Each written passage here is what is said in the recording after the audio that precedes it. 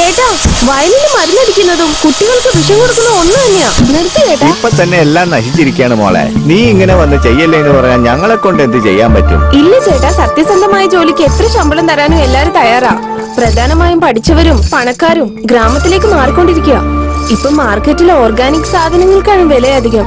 അമേരിക്കക്കാര് പറഞ്ഞതിനു ശേഷം കഞ്ഞിവെള്ളത്തിന് പോലും ഭയങ്കര ഡിമാൻഡാണ് ഇവിടെ.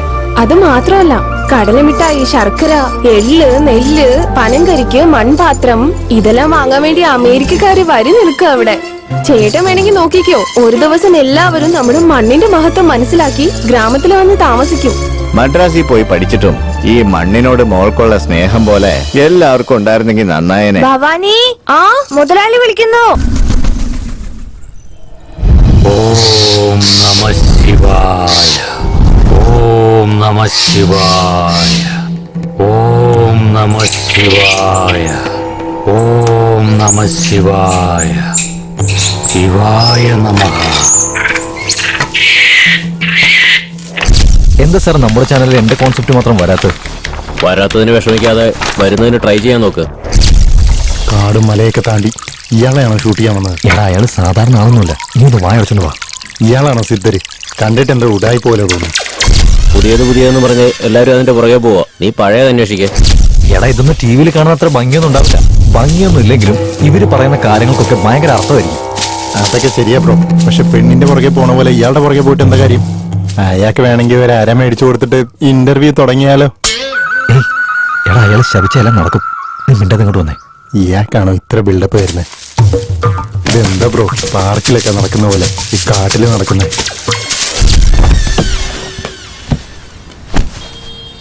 ആന്ധ്രയിൽ ഭൈരവഗുണ എന്ന് പറഞ്ഞൊരു സ്പോട്ടുണ്ട്. അവിടെ ഒരു സിദ്ധൻ ഇടയ്ക്കിടയ്ക്ക് വന്നു പോകുന്നുണ്ട്. നീ അയാളുടെ കാര്യം ഷൂട്ട് ചെയ്യേ. ഞാൻ ചാനലിൽ കൊടുക്കാം. നീ ശ്രദ്ധിക്കപ്പെടും. ഓം നമഃ ശിവായ. അയ്യോ, കാണാനില്ലല്ലോ. എല്ലാം നീ കാരണോളാ. അയാൾ പോയില്ലേ? ഒന്നിന് പോയിട്ടുണ്ടാവും ബ്രോ. ചിലപ്പോ ഏതെങ്കിലും മൂലക്ക് നിന്നിട്ടുണ്ടാവും. അമ്മേ, എടാ, ഇങ്ങോട്ട് വാടാ. ഒന്ന് പോടാ. ഈ സിദ്ധനെന്താ ഒളിച്ചു കളിക്കാണോ? വീട്ടിലെത്തുമ്പോഴത്തേക്കും എന്റെ നടു ഓടിയും.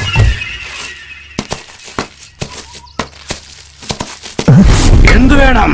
ഒരു ഇന്റർവ്യൂ. എന്താ ബ്രോ ഇത്? ലൈസൻസ് ഇല്ലാത്ത പോലീസിനെ കാണുന്ന പോലെ പേടിക്കുന്ന എന്തിനാ? സിദ്ധനെ, നിന്റെ അടുത്ത് KFC ചിക്കൻ ഒന്നും ചോദിച്ചില്ല. നല്ല ചൂടോടെ 4 ചോദ്യം ചോദിക്കും. അതിന് ഉത്തരം പറഞ്ഞിട്ട് പൊക്കോ. സിദ്ധനെ, ഒരു ഫോട്ടോ വരുമോ?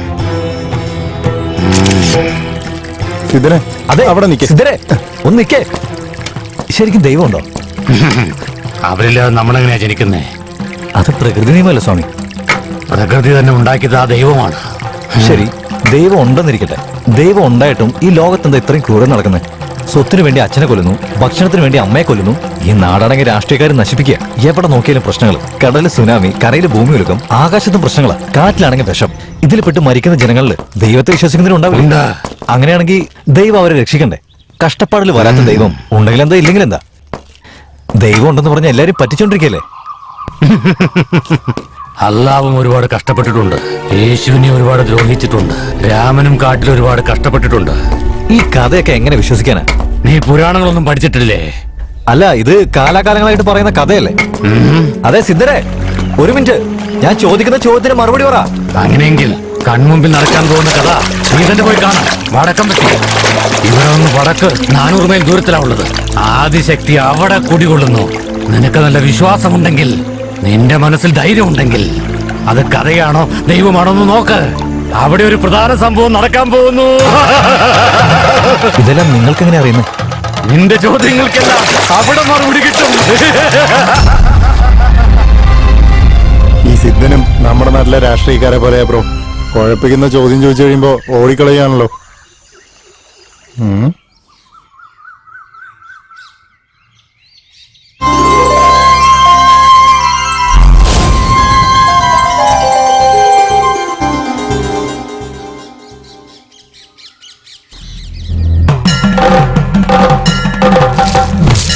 അമ്മേ ദേവി, പരാശക്തി, മഹാമായേ, മഹാകാളി, ആദിപരാശക്തി, തനിച്ചിങ്ങോട്ട് വന്നവളെ, ധരണിയാൽ പിറന്നവളെ, ചോദിക്കുന്ന വരം കൊടുക്കുന്നവളെ, അമ്മയെ പോലെ കാക്കുന്നവളെ, തങ്കമകളെ, മഹാകാളി, അമ്മേ ദേവി പരാശക്തി.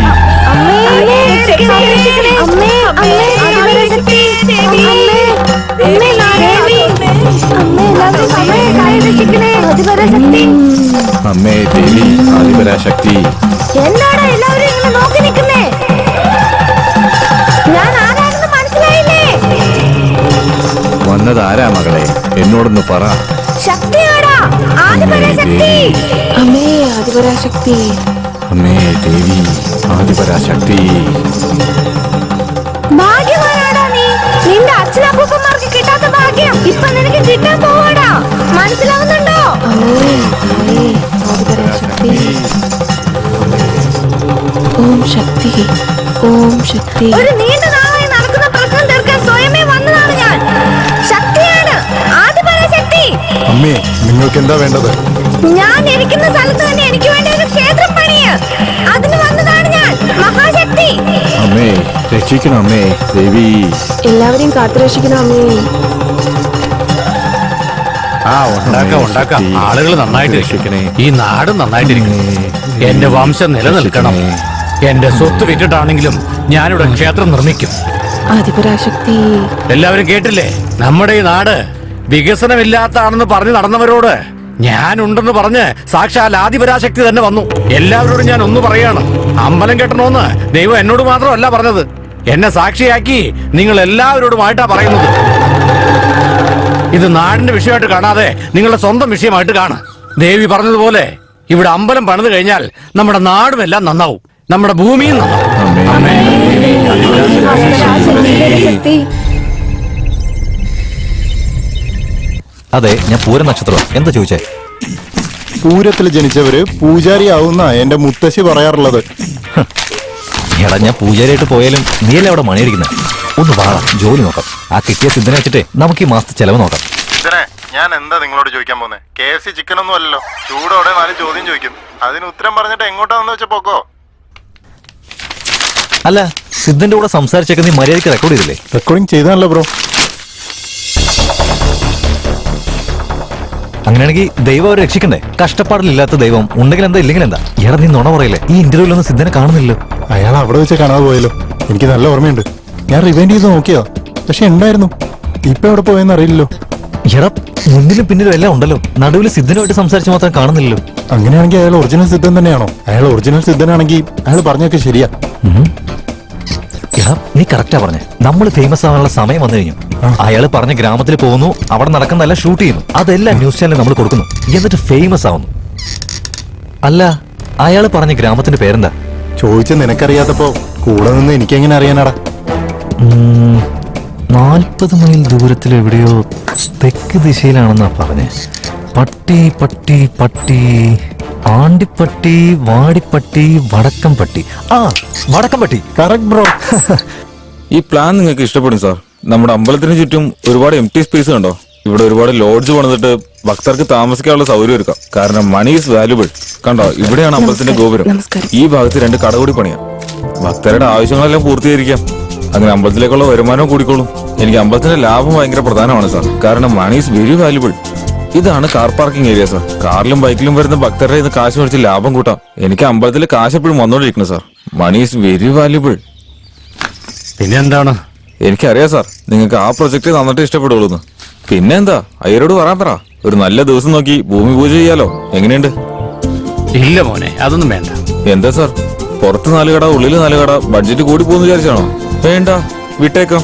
മോനെ, ആ 3 കോടി പ്രൊജക്ട് എടുത്തേ. ഇത് ജസ്റ്റ് 3 കോടിയുള്ളൂ സാർ. ഞങ്ങൾ ഇതുവരെ ഇത്രയും കുറച്ച് വർക്ക് ചെയ്തിട്ടൊന്നുമില്ല. ഇതിൽ 4 കടയൊന്നും വരില്ല, 2 കട ഉണ്ടാവുള്ളൂ. അമ്പലത്തിൽ ഒത്തിരി ലാഭം കിട്ടില്ല.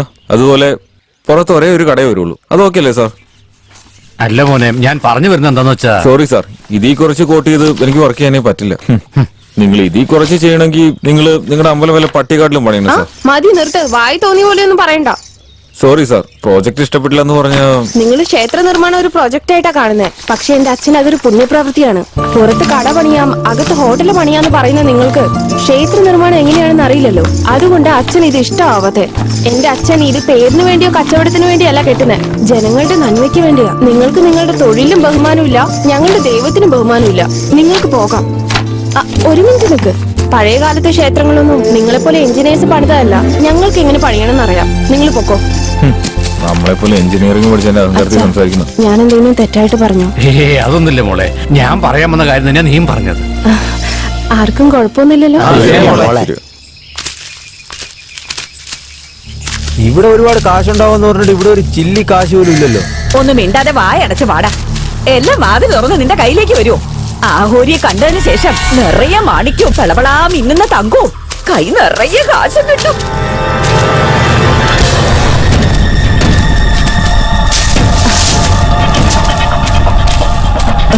എന്റെ മോനെ, അമ്മേ നിങ്ങൾക്ക് എന്താ വേണ്ടത്? ഞാൻ വേറെ എന്താടാ ചോദിക്കണ്ടേ? കൈ നിറയെ കാശും കയ്യിൽ നിറയെ വളയും കഴുത്തിൽ നല്ല നെക്ലസും പല പല കളറിലുള്ള പട്ടുസാരി, ഇതൊന്നും അല്ലാണ്ട് അമ്മക്ക് എന്താണ് ആവശ്യമുള്ളത്? ഒന്നും മിണ്ടാതിരിക്കാൻ പറഞ്ഞു. ആ അത് തന്നെ മോനെ. നിങ്ങൾ ചോദിച്ചതെല്ലാം ലഭിക്കും. എടുത്തോളൂ. ഇതെല്ലാം ചോദിച്ചത്. ഞാൻ പറഞ്ഞില്ലേ നിങ്ങളോട് ഇതൊക്കെ ചോദിച്ചാ കിട്ടൂന്ന്. ഇപ്പൊ നിങ്ങൾക്ക് വിശ്വാസമായത് ഞാൻ പറഞ്ഞു. എന്റെ ദേവി, കൈ നിറയെ കാശും കിട്ടിയല്ലോ.